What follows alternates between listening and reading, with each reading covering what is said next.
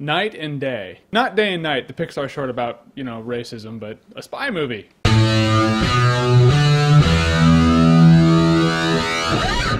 Okay, so surprisingly, Night and Day was really fun in that really cool spy movie kind of way, at first. Alright, so as we all saw in the trailer, Tom Cruise meets Cameron Diaz in an airport, and they get on a plane together, and they talk. He's a nice guy, they like each other. Turns out, of course, he's a super spy. All us great guys are. And now he needs to keep Cameron Diaz out of trouble or out of harm's way. One of the two. Or both. Ultimately, people are coming after her because they want Tom Cruise, because Tom Cruise has this little trinket that they want. That's pretty much the gist of it. So from there, the movie pretty much feels like what would happen if James Bond and Burnout went splat and had a kid with Grand Theft Auto. Yeah, that sounds awesome. And it was awesome. At first. First off, I really like Tom Cruise's character. When he's in spy mode, he is badass. He's pretty much like what every guy thinks they would be like in that situation. I mean, we all think that when the bullets start flying, we're gonna be like, just be cool. I got this. This isn't even me like pretending that I have a gun. The finger gun, yeah, this kills. Chuck Norris runs from this finger gun. That's a fact. But in reality, shit! Makes me sad.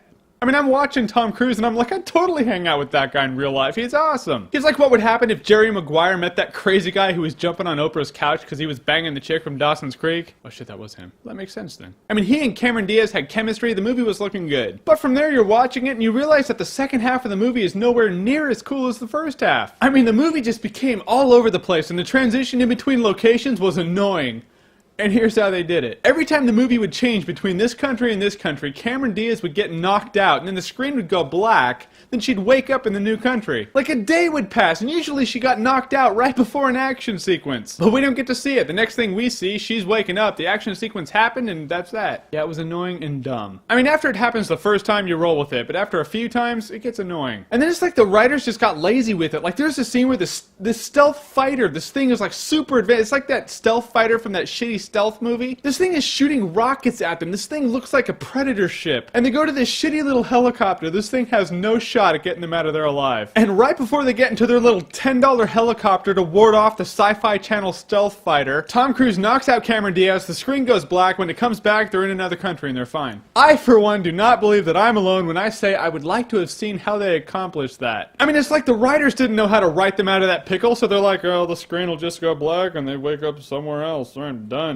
In fact, let's do that a few times. I mean, it's kind of like they were trying to go for that feeling you get when you go to a restaurant and you get up to go take a piss and then you come back and your food's waiting for you. And you don't question it, it's just cool that you didn't lose time, so you just dig in. Only it didn't feel like that. I just wanted answers. So the first half was really cool. It was good, it was exciting, it didn't take itself too seriously, Tom Cruise was awesome. But the last half was sloppy. It went from a cool spy movie to a lazy spy movie. It has lazy location changes, rushed scenes, and like missing action sequences. Here it is. Go to the movie theater and offer them half the ticket price to watch half the movie.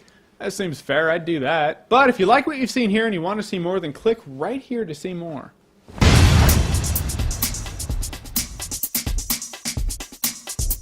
Passing out for a location change, you couldn't do the Indiana Jones, you couldn't have the map come up with the red line showing where, I mean, that works. You couldn't just Star Trek them there, transport them? Yeah, whatever.